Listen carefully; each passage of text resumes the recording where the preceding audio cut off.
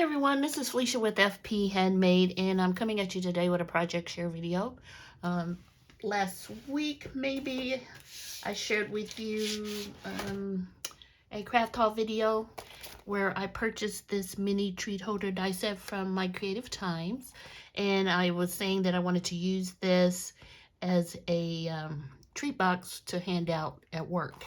And I also just received this a couple of days ago, lots of heart plate die set from my Creative Times, which makes all these little beautiful hearts and so easy to cut out when you need multiple hearts, and they are stitched hearts, so super cute.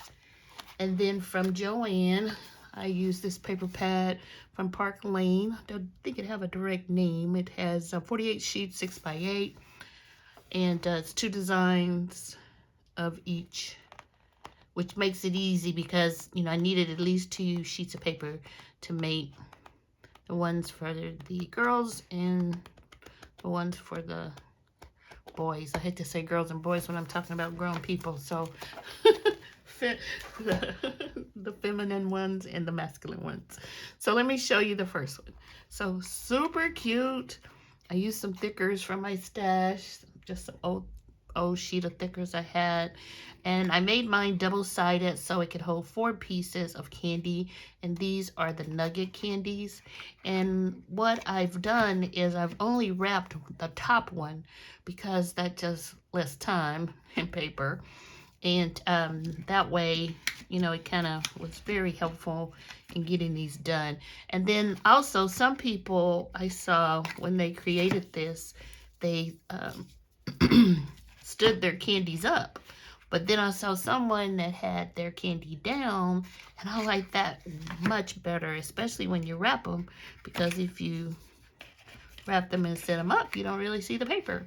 I didn't put a lot of bells and whistles on it, just something super simple with just the paper just being as cute as it can be. Now for the masculine ones, I chose just craft paper and then this stripe paper. You know, I didn't want it to make it look all lovey-dovey, so this is what I chose. And then I gave them a shiny black heart using the paper from, oh, I can't remember who's the paper from. And once again, these are just stickers I have in my stash and a grip of paper. So here are the ones that I've made. Didn't really take as long as I thought it would. And when I put them together, I used double-sided tape because it was way easier than glue, because except this back part, I glued the 2 together after I made them. You know, I adhered them together with glue, but when I made the boxes, I used double-sided tape. Like you can see here, this is how I taped them.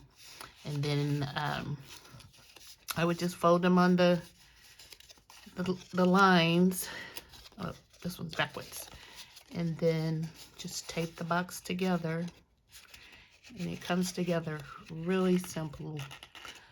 It's really easy. And there you have your little box.